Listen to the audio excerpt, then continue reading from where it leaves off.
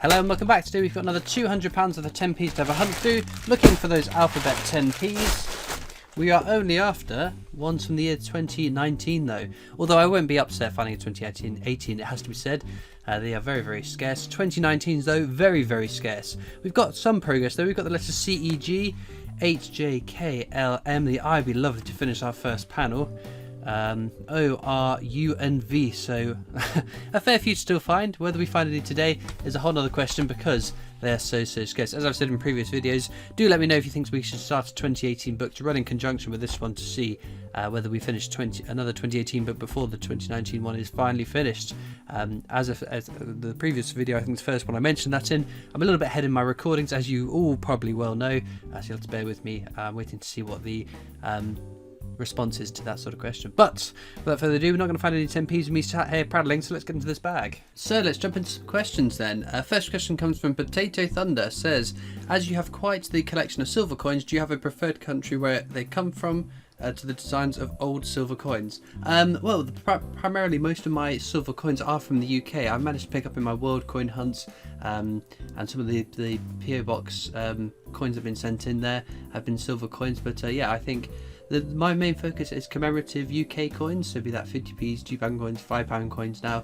That is probably my biggest area of focus.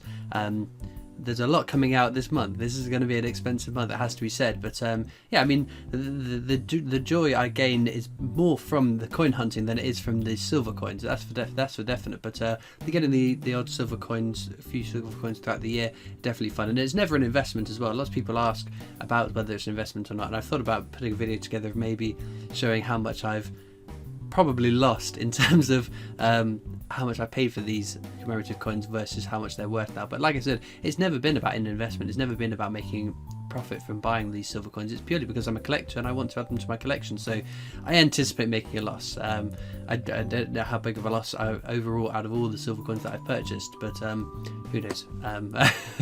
let's not dwell on that too much. It sounds like a worse and worse video idea as we go. Charlie Marsh says, what's your favourite pre-1977 50p?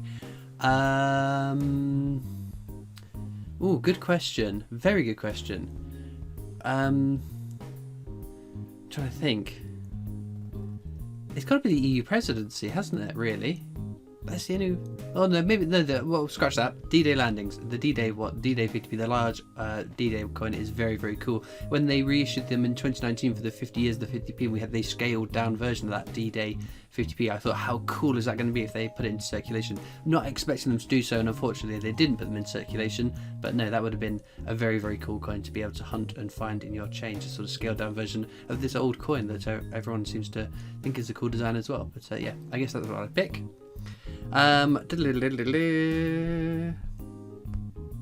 Just Stevie says, hi Christopher, not got so many pennies for you lately, can't get any, got a few though. Steve from Leicester. So thank you very much, Steve. It's a long time no see for Steve from Leicester. He used to make it down to the Royal Mint trips where we used to go, and he has been very, I think he's probably, there isn't an official leaderboard, but in my mind I think Steve from Leicester has probably contributed the most pennies from the year 2000. A very, very kind, generous and lovely gentleman. That it's great seeing him down the Mint when hopefully when things all start unlocking again, potentially to see you again in the future. So I look forward to it. But thank you for thinking about me for the coins. Charlie again asks, what are the positives and negatives of getting a business account rather than a personal account, as business accounts seem more enticing for its ability to withdraw larger amounts? It's not really positives and negatives. They're two very different kinds of accounts. You can't, with many banks, you can't just open a business account like you could just go into a bank and open a personal account. Most banks will require you to have a business to be able to prove that you have a business. I was lucky in that the YouTube channel had progressed to the point where it was sort of a small business itself at the time where I decided that I needed to get a business account. Lots of banks will let you take amounts of coins out of your bank if it's a personal account. It depends on your branch, depends on the bank, what their rules are. Some will have limits on the quantity of coins you can pay in and quantity of coins you can pay out, so it can be trickier. Now, the business accounts, another drawback of that is there's fees involved. It's not free banking like your personal accounts probably are. I pay a monthly fee, I pay a transactional fee, So however many pennies and £100 or whatever I can never recall what the fees are debited. But in my mind, that's an expense of a hobby, something that I would be like. Think of a hobby you have outside of coin collecting. I imagine you spend a bit of money on that every month, so that's what I kind of chalk it up to, just a bit of an expense on a hobby that I thoroughly enjoy and get to make videos out of. But yeah, the people ask me what banks do I use, what banks would I recommend. It's really, really tough to say. I mean, the banks I use are fantastic, but it's the staff in the branches that make them fantastic. It's not the brand itself. So all you can do is go to different banks and inquire, explain what you're after, because you don't want to be doing anything that they think is a little bit odd. That's from experience, having worked the other side of the counter for many, many years as well. But yeah, that's my recommendation. Bubba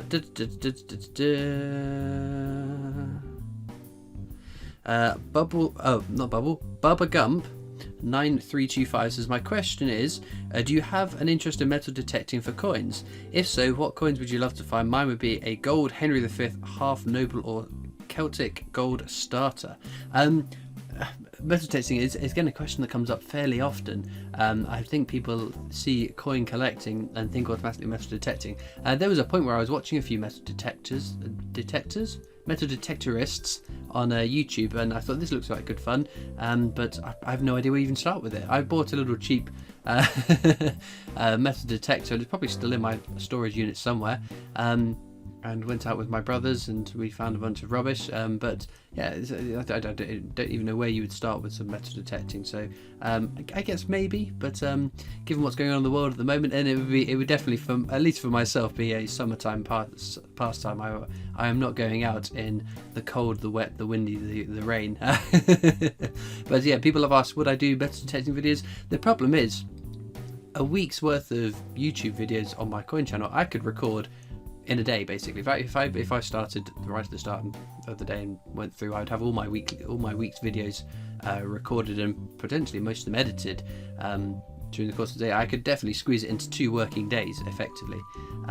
But if you were, and that's for a week's worth of videos. If I wanted to make metal detecting videos, it's probably, again, this is my own sort of thought projection from watching a few people. It's a day's worth of work to get the footage to make a video.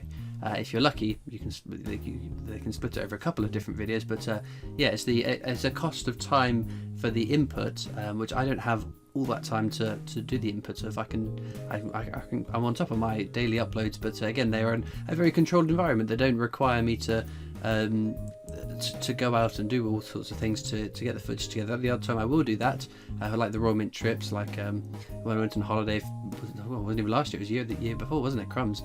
But yeah, so it's not something I would probably be doing. If I did do it, I'd probably record it for the one-off, but not something I probably would do on the regular basis. Gary Harris says, fantastic giveaway. If I was lucky enough to win, I would donate the value of the coins to the NHS charity. That's very, very sweet of you. Question, if you could authorise one thing the Royal Mint would have to action, what would it be and why? Wow, here we go. So, what would my rules to the Royal Mint be to benefit coin collectors, you and I alike? I would have a maximum cap of the designs that can be circulated from a coin. So I would say 5 million. You can only mint 5 million of each design. That's 5 million Shields, 5 million Sherlock Holmes, 5 million Paddingtons at the Cathedral, 5 million Paddingtons at the Tower, because I think that would help us in order to get so many more commemorative coins out into circulation. It's great that the Royal Mint commemorates these great British people, institutions, events, whatever, all these British, all the things that make being British great.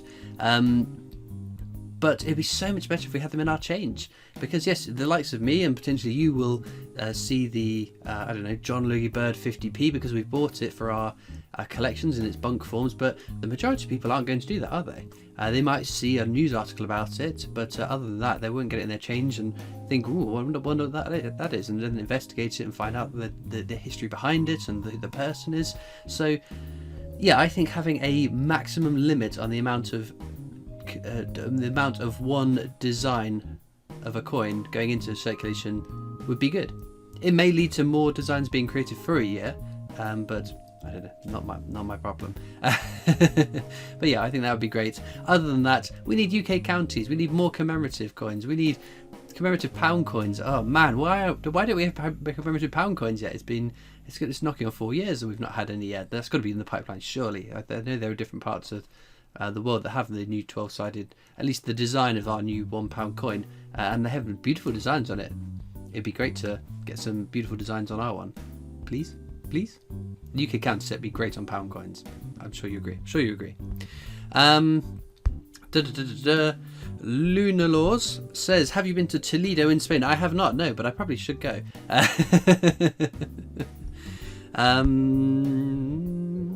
Harry Embleton says, another amazing giveaway, Christopher, very generous of you. My question is, what is the thing you've missed the most in relation to coins during lockdown? Is it not getting as many new releases, or maybe something else? That's a very good question. It's been a very, very weird time for myself and everyone else. The one thing I've probably missed the most is going to the Royal Mint. Not just going to the Royal Mint to do its tour and get the new Strike Your Owns, but it was a nice little, especially when it was getting to the point where it was a couple of times, it was more than just the 4 times a year, but we were going, at one point we were going down monthly basis. I can't remember when it was it the Wallace and Gromit, then the Christmas snowman, and then it was Brexit, and then it was the Megalosaurus, and there was the £2 coins. There were so many in such a short period of time. We were going down so regularly, and it was really nice seeing the other coin tubers that tend to make the trip down at the same time. It was great. It was great seeing all the viewers and subscribers and people with their own little channels that were burgeoning and building up. All my good friends and usual suspects from Discord. It was amazing seeing you guys, and I've really missed that because it is such a highlight. It's sort of like I work my butt off most days of the week for weeks and weeks and weeks, and then the Royal Mint Strike Your Own changes and the discussion goes around about dates and things, and then I work even harder that week to clear my weekend, and then I get a whole weekend just to sometimes record videos, but sometimes just to sit in a pub and drink and chat and laugh, and I've missed that because in a time where I wasn't going abroad or away on many holidays, it was definitely a highlight, sort of like a mini break in and of itself. So I think that's the biggest thing coin related, obviously, that I've missed during this strange time. Obviously I've missed seeing my friends and my family and being able to go out and about and do things and go for meals and things like that, as many of you will have, and especially parts of family that are the more vulnerable, the elderly people in my family. It's a shame not having been able to see them as much as previously, and I'm sure that's a sentiment that's shared by not just me but everyone. We've all missed out an awful lot, but hopefully we're getting a little bit sidetracked. It's getting a bit emotional, but I apologise profusely for that. This is a light-hearted coin video, but the light seems to be at the end of the tunnel, which I hope hopefully this time is going to be the final emergence from this tunnel of bizarreness. So yeah, there we go. Anyway, getting hokey. Moving on.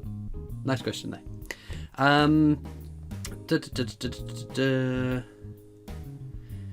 Sandy Barnes, regular commenter, says, very interesting that you found such a huge amount of those 2 types of uncirculated to boot. Good luck all in the giveaway. Well, thank you very much, Sandy. Benjamin Thornton says, imagine getting those bags but filled with Kew Gardens. Excuse me. Getting sealed bags of Kew Gardens. Could you imagine? They would be... I wouldn't even want to hazard a guess. You are definitely talking a couple of £1,000, because there's a fair few coins in the bag. Times that by a couple of £100 each. Yeah, you are going to be, and then the prestige of having them in sealed bags. I don't think there could be many of them kicking around still in sealed bags. Maybe somewhere someone sat on. Imagine being sat on a £250 bag of sealed bags of Kew Gardens. Holy Toledo! That would be quite the payoff, wouldn't it? Wow. I think if one of us coin-tubers found the sealed bags of Kew Gardens, I think you would see us just explode. There would be no control. There would be a complete loss of all sanity. Eliza Wood says, hi, my name is Liza and I love coin hunting. You may know me from the PO box. I have a small collection and I would love to expand it. I'm 13 and have watched all your videos, and you do an amazing job entertaining us all. I literally slow down your videos so that they last longer. I have too much spare time. Well, thank you very much. It's very kind and sweet of you to say so. I'm glad you're enjoying the videos. Q Guns 50p, last question, says, if you sold all of the collection, what would you do with the money? Holy, I haven't got the faintest idea. So as I alluded to earlier, with buying silver proofs, with collecting the coins from circulation, this is in no way an investment. This is not a retirement fund, a pension pot of any semblance. My coin collection is going to be an inherited issue. I have no interest in selling off my collection, getting rid of bits and pieces. I am a hoarder, and I will spend my life filling rooms with coins and collective money, commemorative coins, and coins are like it. It's just fun. It is really fun, and it's not. So the coins I take out of circulation, in terms of the ones I get in my hunts, it doesn't add up to be a massive amount over a monthly period. And again, it's the idea of what do you spend on your other hobbies? How much if you are a painter and you do paintings in your free time, how much are your art supplies? If you build, I don't know, model planes or boats or whatever other things you can make models out of, tanks, I guess. I don't know where tanks came to mind. How much are you spending on that, doing that, or playing video games? God, they're expensive now. Holy moly! I remember way back when the video game was £35 and you played it to death. There were no microtransactions, no nothing. Star Wars Bounty Hunter is a game I remember. I think that was £40. I saved up a lot of pocket money, bought Star Wars Bounty Hunter, and I played that for absolutely years and thoroughly enjoyed it. But anyway, we're getting sidetracked. This is not video gaming. This is coins. Well, with that being said, let's get back to the coins. Well, saved the end of the video with a couple of little finds, nothing too exceptional. This is the first one we got, this horrendous condition jersey, 10 pence. And then a bit nicer, but still a bit grubby, this Isle of Man Triskelion. So, not a total vain effort, but hopefully next time we'll get a bit luckier than we have today. But for those of you that watch this far into the video, you might be interested in, I've got a Discord server. You can click the link down in the description to come and join that. You do have to be over 13 to be on Discord. That's their rules, not mine. Alternatively, you can catch me on Facebook, Instagram, Twitter, TikTok, and there's the PO box you can write into if you so wish to. But as ever, all that leads me to do is thank you so much for watching. I hope you've enjoyed, and I'll see you next time for more coins. Bye.